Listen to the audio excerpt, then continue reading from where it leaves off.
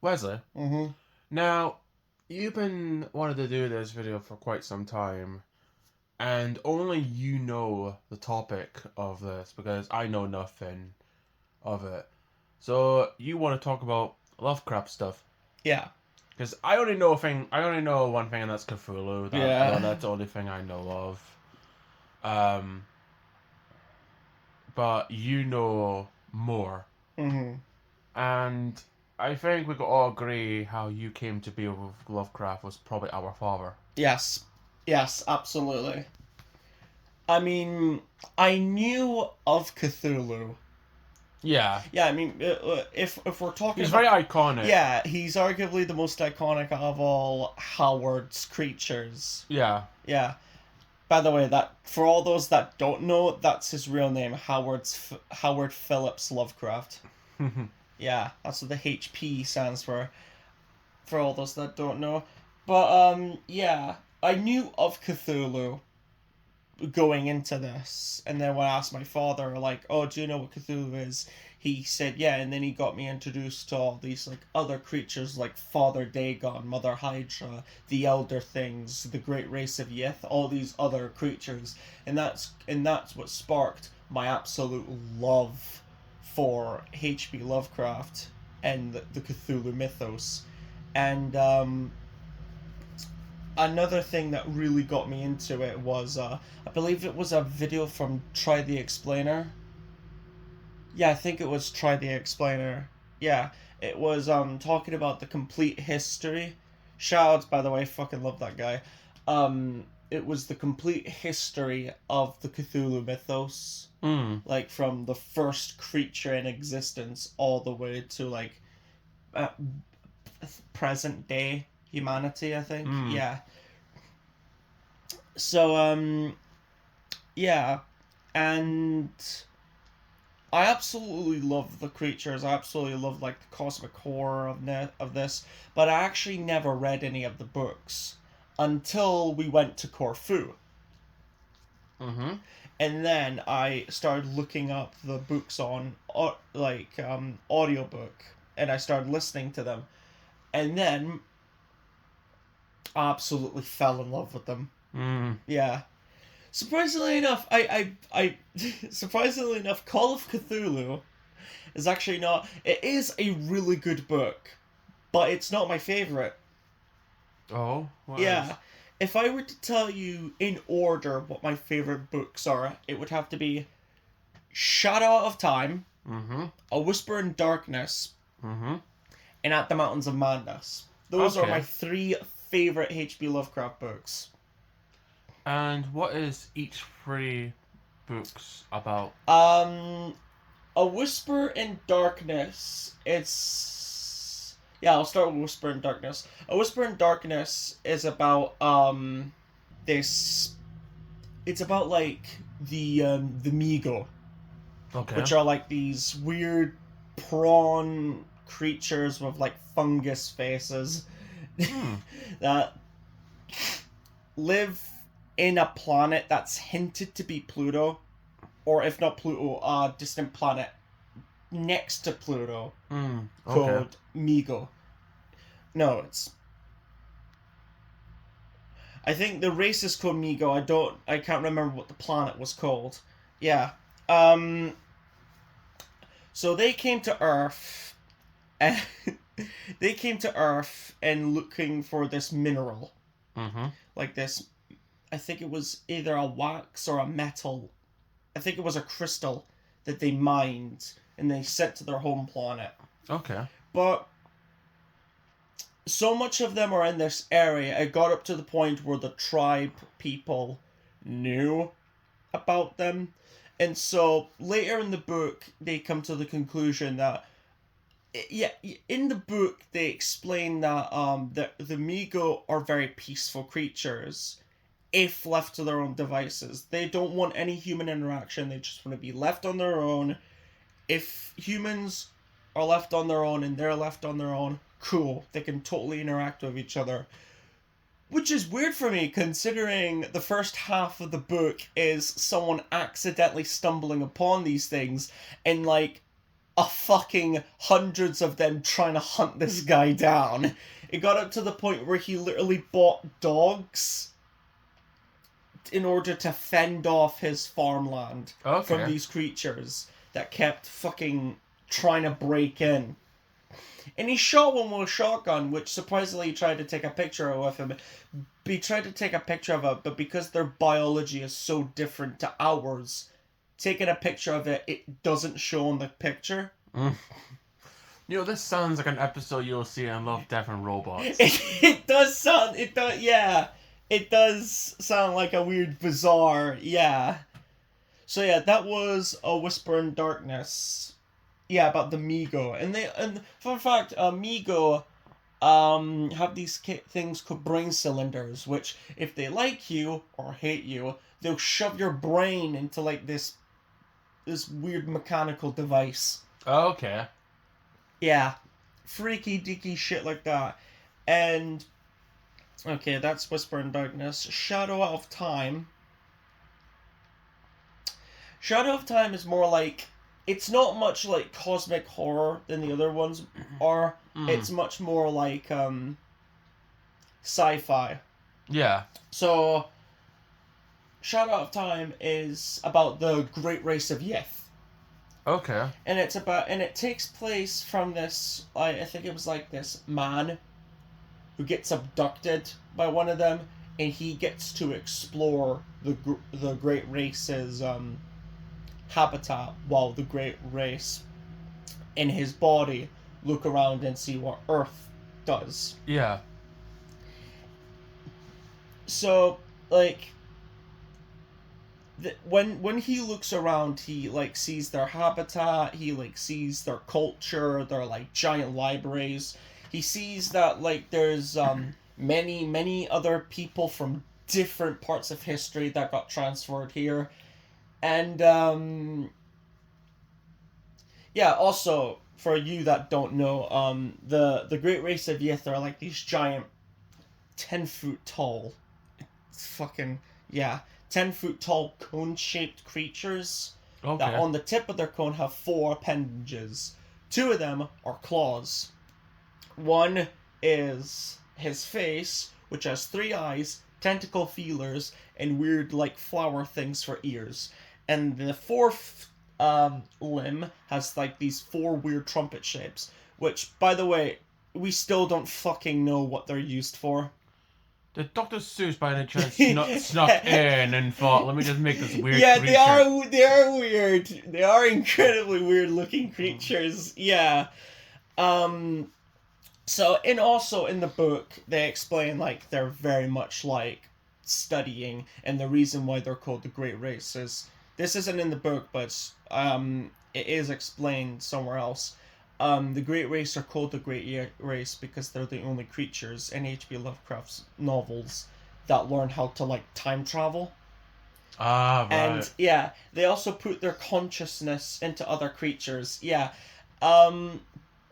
In the book, they explain like they looked to the future and they saw like their downfall on planet Earth. So they put their minds in the future in the race of beetles. Okay. Beetle-like creatures that will live on.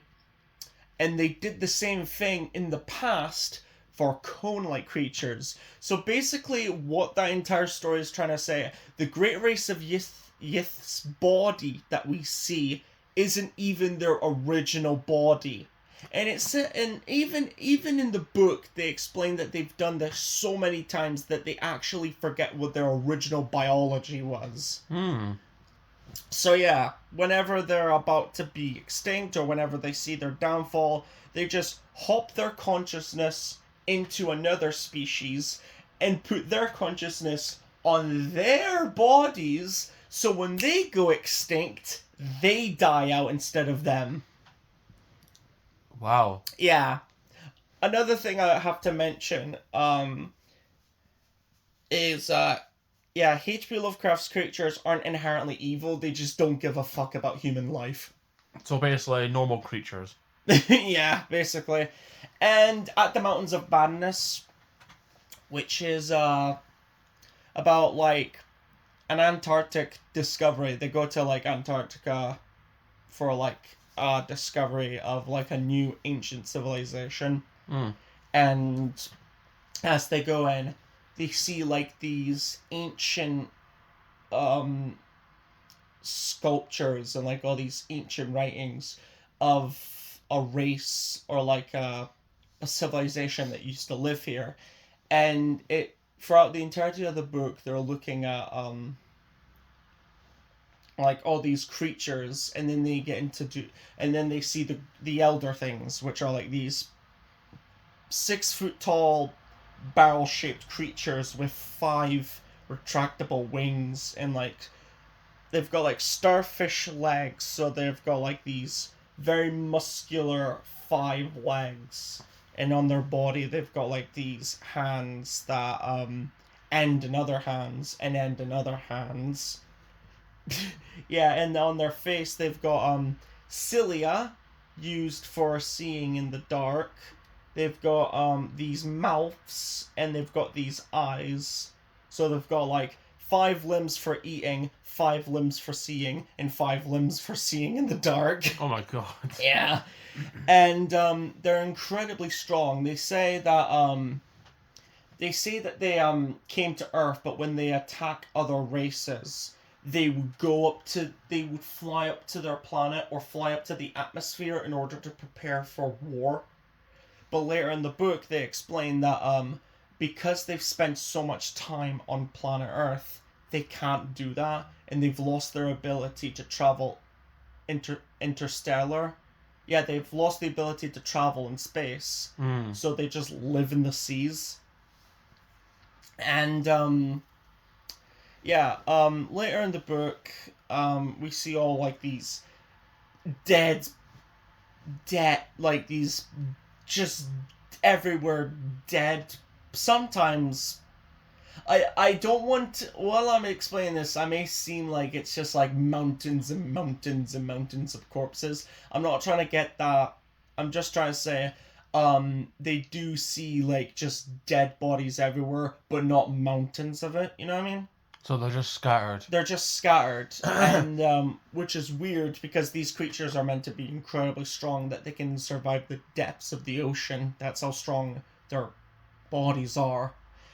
And we get introduced to one of them being ripped apart by a Shoggoth, which is like a giant blob gelatinous creature that's got like eyes and mouths and like things that just morph around its body. Yeah, I can see your face right now. You're horrified. So yeah, these creatures were meant to be the slave race. Mm-hmm. Although it's hinted that they did make another race that grew up to be Homo sapiens, but like again, that's hinted. And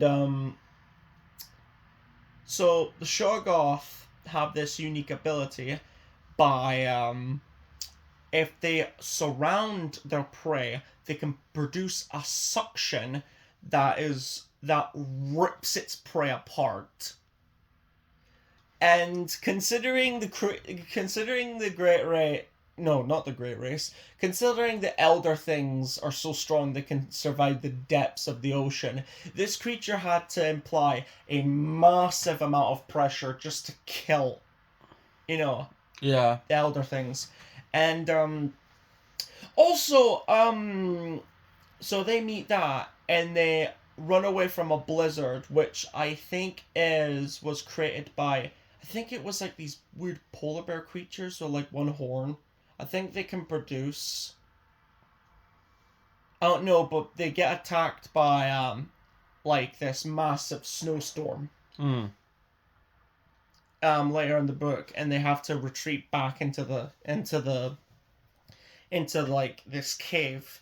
One of the guys, it's dark, and then they see, in the book they see, well, by the way, just to get this off my chest, there's albino penguins as well. Oh, okay. Yeah. So while they're in this like cave area, they see like this black mass with like green glowing orbs and eyes all over it. And I thought to myself, black mass, green orbs, eyes. That sounds a lot like Yog-Sothoth.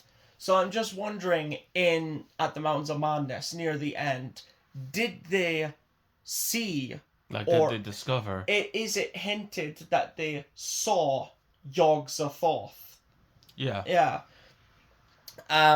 So told you of the Migo, told you of the Elder Things, told you about the Great Race of Yith. There are other like weird, bizarre creatures in H.P. Lovecraft's work, like the Dunwich Horror.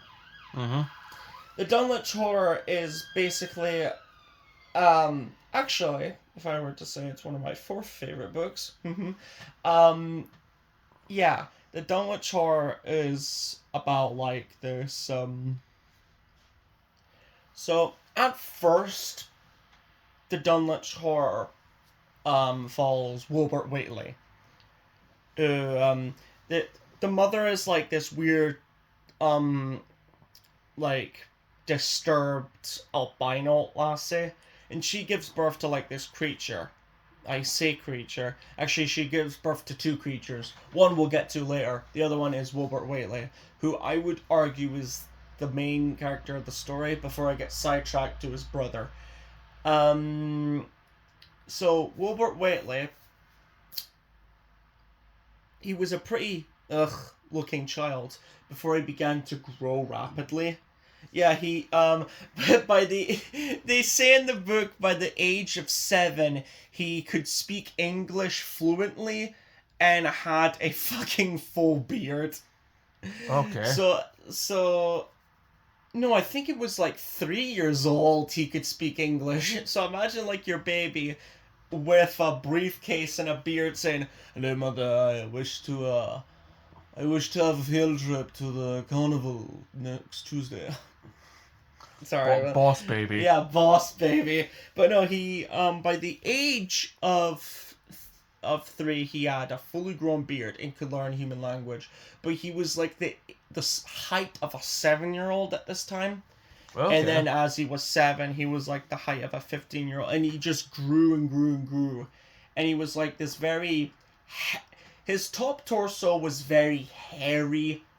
His belly was like filled with like these tentacles and feelers. His legs were weird and bendy, but not like a goat. They specifically said it was more like a dinosaur.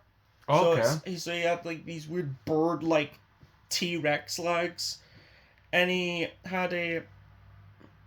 He apparently he looked like his father, which how the fuck can you look like that thing? Because that, Yeah. you know.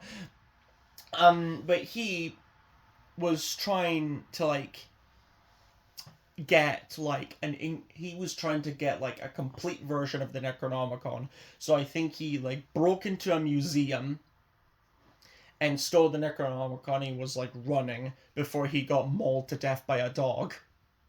Because apparently the dogs fucking hated him because he stank to high hell and he also looked like a cryptid, which you can imagine. So when he dies, then the story goes to like the townsfolk being like, "Oh, by the way, we saw like dead cows everywhere, and we also saw like the barn exploded, like something was inside it and blew out of it." Mm-hmm. And then they saw like these giant tracks running and also more dead cows. And then I can't remember what they used to see it, but they got something that allowed them to see the Dunwich Horror, and it was like this. Right, let's go. It was this giant egg-shaped creature with giant tree-like legs. There were like a lot of them, not like 2. There were like 5 or 15 of those fuckers. So he had like these tree-like, root-like legs, tentacles around his head, a fat like half a face, half a 12-chinned face growing out of the top of it, eyes, mouths, these tentacles with like suckers on them, and he had like these blue rings. No, he had like these barrel-sized rings all over his body. They weren't used for anything. They were just like patterns. Mm-hmm. You know what I mean? I'm thinking about a blue-ringed octopus. I'm thinking about this giant blue-ringed octopus just barreling towards a suburban neighborhood. But yeah. But they were able to do something. I think they were able to like either kill it or banish it using the Necronomicon. It's been a while since I've read it, but yeah, they were. But before the Dunwich Horror dies, he was actually screaming for his father to save him. Mm-hmm. Which is kind of sad, but then you realize who the fuck his father was, and it's just like, oh, that thing.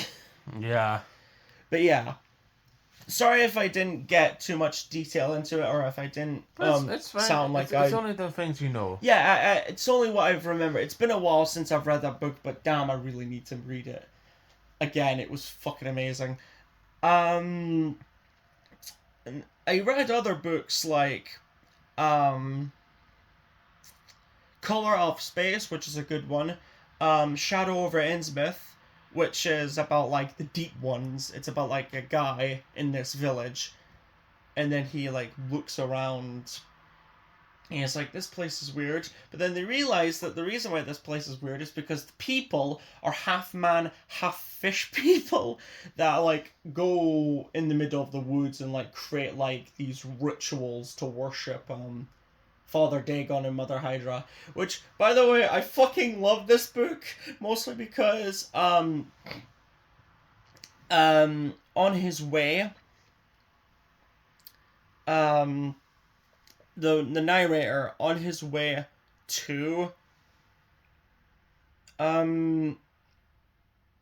Innsmouth, in the book they say that he'll take the early train, but he'll get like ginger wafers and cheese biscuits as a little snack. That's just funny to me because, first of all, I don't know what fucking time period this takes place in, but whenever I think of H.P. Lovecraft, and whenever I think of that sentence I just told, I'm just imagining this Sherlock Holmes looking guy in a Polar Express eating fucking Walker crisps. Yeah. So yeah, yeah, in the novels, it is cosmic horror. Don't get me wrong, it does show the insignificance of humanity compared to like the greater forces of the universe. But the creatures in it, like the majority of them are just aliens, not much like cosmic beings, but they are just like natural creatures. Like even it explains like Cthulhu, he's just a creature, and like when people look at him and go insane, that's just his weird biology. He isn't doing anything malicious intentionally. That's just how his biology is, and we can understand it. Yeah. Yeah. Do you think that's what people were looking when they saw Bird Box? You know, when they're like look at something and they go crazy. Do you think they were just looking at Cthulhu and they were just went all crazy? Well, the guy in the movie did draw pictures of what the creatures looked like, and they do look like Great Cthulhu. So the tentacles in the face, yeah. So that movie Bird Box, was that just a Cthulhu movie? It was just a Cthulhu movie the whole time. Speaking of Cthulhu, we've got 2 Cthulhu models. 3 actually. 3? Yeah. So we had it was like the one that's got like the head. Yeah. Which accidentally has bust. One broken tentacle. Yeah. Oh yeah, that's right. Because you have the tiny one. I've got the small one, and I've got the big one. And then there was another one. Hmm? It's like another one with like. Ah, yes, I've got the small one, and there's like a big one. Yeah. It's the one from the novel. It's the one where he's like crouching over a throne Yeah. or like a plaque. You have Yeah. that one. And then going on topic of the Necronomicon, Yeah. you've ordered a bunch of them from I've ordered eBay a bunch of them. because of Evil Dead. Yes. Now, does Evil Dead count? It was inspired. It takes place in its own universe because the Necronomicon is called the Necronomicon Ex Mortis, and technically it does take place in its own universe, but it was inspired by Cthulhu mythos. Okay. Yeah. So, yeah, I absolutely fucking love that movie as well. Movies. Yeah. The first one I thought was okay, but the second one and the third one were fucking fantastic. Yeah, they're fantastic. But yeah. You made, we won't go over the names, but you have made some Lego customs of Lovecraft creatures from Yes, a I channel. did. Yeah. We won't go through the names, but we have. Yeah. Yeah. But, well, I might go into... because I've talked about the species, like the different alien creatures. Mm-hmm. There's also like gods or like eldritch creature beings beyond our human comprehension. So there's Azathoth. Yeah. Which is he's in the center of the universe, and it technically isn't told. But it is hinted that the entire human race takes place in his dreams. Okay. And he's sleeping for eternity because and he wakes up. Everything gets wiped out. Okay. That isn't the case. I don't think that is... I don't think H.P. Lovecraft wanted that to be the case, but it was hinted that he... I mean, people have ideas. Yeah, it was hinted that the world takes place in his dreams. Also, another one is Yog-Sothoth, who is like if Azathoth is the god of the universe, then I would say Yog-Sothoth is the god of knowledge. Mm-hmm. So his whole thing, he's like that one guy from Skyrim. you know that bit where you go to like this plaque and you read a book and you get transported to like this green dimension with books and tentacles. For all those that know what I'm talking about, thank you. But yeah, that's what it's kind of like. But yeah, there's also a fertility goddess called how do I explain this in a certain way? Shub-Niggurath. Oh, okay, I forget. You have mentioned that name before. So Shub-Niggurath is she's a fertility goddess.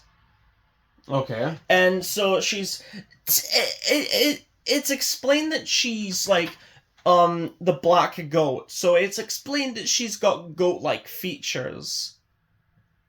But in the end of the day, she's still just a gelatinous blob with eyes, tentacles, and breasts for some reason.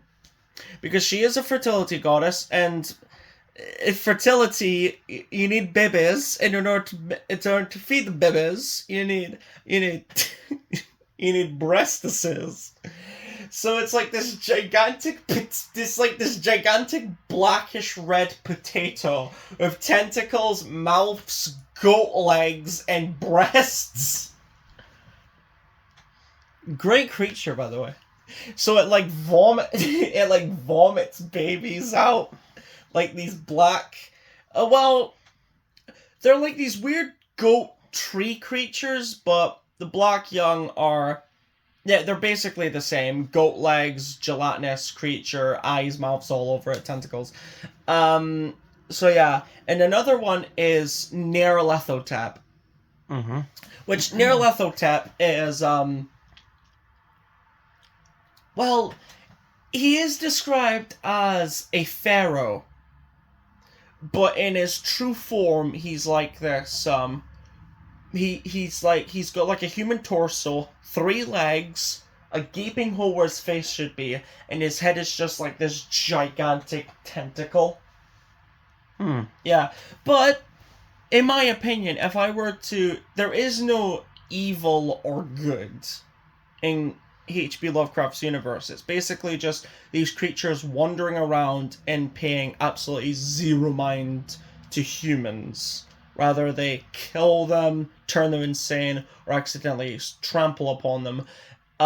It's basically showing how insignificant humanity is. That's the point of this. Yeah. But if I were to break it down to good and evil, I would argue, yes, I know like half the book depicts them chasing and trying to abduct this one guy, but I would say the Migo are the most non-aggressive out of H.P. Lovecraft species. Mm-hmm. And if I were to put the most evil of his characters, I would say Nyarlathotep. Because other creatures, if you look at them, you go insane, and that's just their biology. But Nyarlathotep is a harbinger of chaos. He marches around like harvesting the end of the world in the apocalypse, and he just like wanders around, and people like join him and have like this mad parade around him. And yes, they're going insane, but the whole point of him is to end the world. And that's why I would argue Nyarlathotep is the most evil out of H.P. Lovecraft's creatures, because he's intentionally trying to kill people. Lovely. Yeah, and of course there is Great Cthulhu, Yeah. the great dreamer of R'lyeh, of R'lyeh, depending on how you want to pronounce it. Cthulhu is the most popular out of H.P. Lovecraft's creatures because he's the only one that has an actual fucking body. And he's probably the only one that's been in the South Park episode. He's the only... Yeah. It's like an argument he has. I've been in the South Park episodes, none of you have. Or the Robot Chicken episode where he's in... where he's in Oprah. Yeah, and he just rips her face off and just wears it. As a representative of R'lyeh, how would this finance our American people? Look under your chairs. You get a car, and you get a car.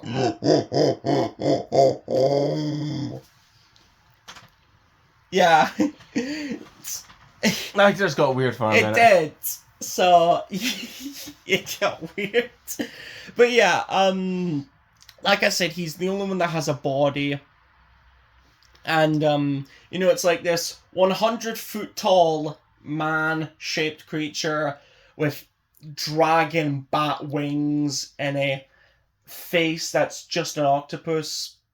Yeah, he's got like like a massive face of Vilgax from Ben 10. Yeah, it's just Vilgax with wings. Yeah. Yeah. So, but yeah, it is an incredible... I absolutely love what the man was going for. Like, this weird, mad, crazy world. And, like, the way he explained some stuff, you can tell what he was going for. Yeah, passion. Yeah, you can tell what he was going for, like, the way he explained some of the creatures and, like, some of the locations. He's got a cat. He does. Which, it's got I'm not really gonna interesting name. Yeah, I'm not gonna fucking mention it. All we can say is that it begins with the letter N. Yes, that's all we're legally distinct to say at this moment. Yes. Yeah. That's all we could say. Is there any other stuff you want to talk about? No, not really. I mean, I do watch Mythology and Fiction Explained, and like, I do absolutely love researching all these like different creatures. Yeah. Yeah, and I absolutely love how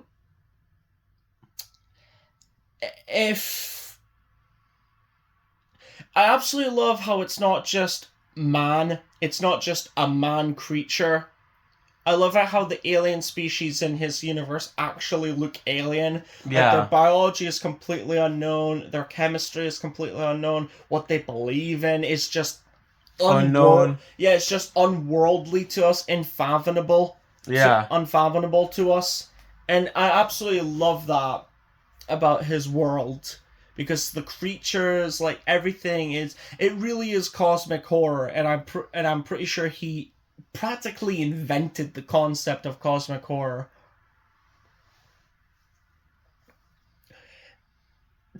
I'm not trying to justify this, but yeah, he was a bit of he. I'm not trying to be like, oh, who cares? But I am saying that, yes, H.P. Lovecraft personally, he was a bit racist, but We're not going we're to. not going to talk about H.P. Lovecraft as a person. We're talking about his literature. Yeah. And right now his literature as was absolutely groundbreaking. And interesting. Interesting. The creatures he made, the things he invented, like all that. His world is just absolutely Interesting. and my god, absolutely loved it. And it also got me into audiobooks, which is another good thing. Yeah, that's such a good point. So, yeah, you want to end it off here? Yeah. Yeah. So that is my brother talking about his knowledge of Lovecraft. Let us know in the comment section below which Lovecraft creature or which Lovecraft book you love. And with that being said, does he actually have a quote? That which is not dead can eternal lie, and with strange eons even death may die.